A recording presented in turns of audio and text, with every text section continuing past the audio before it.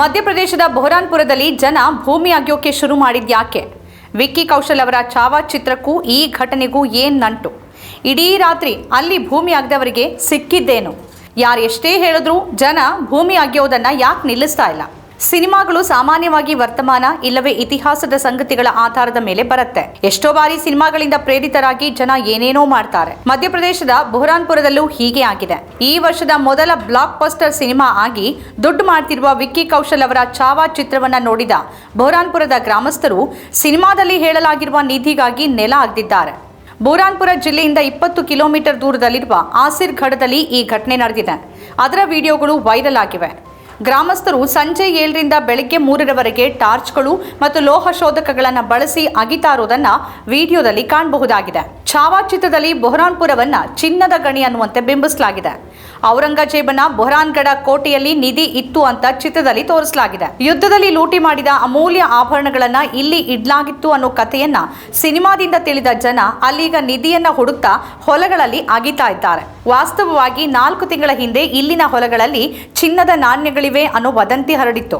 ಅಂದಿನಿಂದಲೂ ಜನ ಚಿನ್ನದ ನಾಣ್ಯಗಳು ಸಿಕ್ಕರೂ ಸಿಗ್ಬೋದು ಅನ್ನೋ ನಿರೀಕ್ಷೆಯನ್ನ ಇಟ್ಕೊಂಡೇ ಓಡಾಡ್ತಾ ಇರೋದು ಸಾಮಾನ್ಯವಾಗಿದೆ. ಚಾವಾ ಚಿತ್ರದಿಂದಾಗಿ ವದಂತಿ ಜೋರಾದ ನಂತರವಂತೂ ಬುಹರಾನ್ಪುರದಲ್ಲಿ ದೊಡ್ಡ ಸಂಖ್ಯೆಯಲ್ಲಿ ಜನ ಆಸಿರ್ಗಢ ಕೋಟೆ ಬಳಿ ಅಗೆದಿದ್ದಾರೆ. ಕಳೆದ 3 ದಿನಗಳಿಂದ ಚಿನ್ನದ ನಾಣ್ಯಗಳಿಗಾಗಿ ಜನ ಅಗೆಯುವ ವಿಡಿಯೋ ಸಾಮಾಜಿಕ ಮಾಧ್ಯಮಗಳಲ್ಲಿ ವೈರಲ್ ಆಗ್ತಿದೆ. ನೂರಾರು ಜನ ಮಧ್ಯರಾತ್ರಿಯಲ್ಲಿ ಹೊಲಗಳನ್ನು ಅಗೆಯುತ್ತಿರುವ ದೃಶ್ಯ ವಿಡಿಯೋದಲ್ಲಿದೆ. ಇದರಿಂದಾಗಿ ಜಮೀನಿನ ಮಾಲೀಕರು ಸಿಟ್ಟಾಗಿದ್ದಾರೆ. ಮಾಹಿತಿ ಸಿಕ್ಕ ಕೂಡಲೇ ಪೊಲೀಸರು ಸ್ಥಳಕ್ಕೆ ಬಂದ್ರೆ ಜಮೀನೆಲ್ಲ ಬರೀ ಹೊಂಡಗಳೇ ಕಾಣ್ತಿದ್ವು.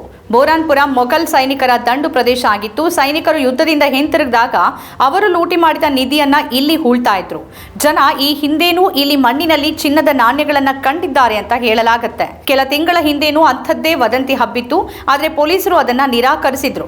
ಆದ್ರೆ ಈಗ ಈ ಅಗೆಯುವ ವಿಡಿಯೋಗಳು ಕಾಣಿಸ್ಕೊಂಡಿವೆ. ಪೊಲೀಸರು ಅಕ್ರಮ ಉತ್ಖನನದ ವಿರುದ್ಧ ಎಚ್ಚರಿಕೆ ನೀಡಿದ್ದಾರೆ. ಮಾಹಿತಿಯನ್ನ ಪರಿಶೀಲಿಸ್ತೀವಿ ಮತ್ತು ಅಂತಹ ಯಾವುದೇ ಕೃತ್ಯ ನಡೆದಿದ್ರೆ ಅದನ್ನ ನಿಷೇಧಿಸ್ತೇವೆ ಅಂತ ಬುಹರಾನ್ಪುರ ಎಸ್ಪಿ ದೇವೇಂದ್ರ ಪಾಟೀದಾರ್ ಹೇಳಿರುವುದು ವರದಿಯಾಗಿದೆ. ಜನ ಕೂಡ ಅಲ್ಲಿ ಚಿನ್ನದ ನಾಣ್ಯಗಳು ಕಾಣ್ತಿರೋದು ನಿಜ ಅಂತ ಹೇಳ್ತಿದ್ದಾರೆ. ಔರಂಗಜೇಬನ ಬುಹರಾನ್ಗಢ ಕೋಟೆಯಲ್ಲಿ ನಿಧಿ ಇತ್ತು ಅಂತ ಚಾವಾ ಚಿತ್ರದಲ್ಲಿ ತೋರಿಸಲಾಗಿದೆ. ಛತ್ರಪತಿ ಸಂಭಾಜಿ ಮಹಾರಾಜ್ ಬುಹರಾನ್ಪುರ ಕೋಟೆ ಮೇಲೆ ದಾಳಿ ಮಾಡಿ ಬಹದ್ದೂರ್ ಖಾನ್ನ ಸೈನ್ಯವನ್ನ ಸೋಲಿಸಿ ಅಲ್ಲಿಂದ ಎಲ್ಲ ನಿಧಿಯನ್ನ ಲೂಟಿ ಮಾಡಿ ಮರಾಠ ಸಾಮ್ರಾಜ್ಯಕ್ಕೆ ತೆಗೆದುಕೊಂಡು ಹೋದ ಕತೆ ಈ ಚಿತ್ರದಲ್ಲಿ ಬರುತ್ತೆ. ಈ ನಿಧಿ ಕಥೆಯಿಂದ ಪ್ರೇರೇಪಿತರಾದ ಜನ ಬುಹರಾನ್ಪುರದಲ್ಲಿ ಚಿನ್ನದ ನಾಣ್ಯಗಳಿಗಾಗಿ ಹುಡುಕಾಡ್ತಿದ್ದಾರೆ. ಚಾವಾ ಮರಾಠ ದೊರೆ ಮತ್ತು ಛತ್ರಪತಿ ಶಿವಾಜಿ ಮಹಾರಾಜರ ಪುತ್ರ ಛತ್ರಪತಿ ಸಂಭಾಜಿ ಮಹಾರಾಜರ ಬಯೋಪಿಕ್ ಆಗಿದೆ. ಲಕ್ಷ್ಮಣ್ ಉಟೇಕರ್ ನಿರ್ದೇಶನದ ಚಿತ್ರ ಶಿವಾಜಿ ಸಾವಂತ್ ಅವರ ಮರಾಠಿ ಕಾದಂಬರಿ ಚಾವಾವನ್ನ ಆಧರಿಸಿದೆ.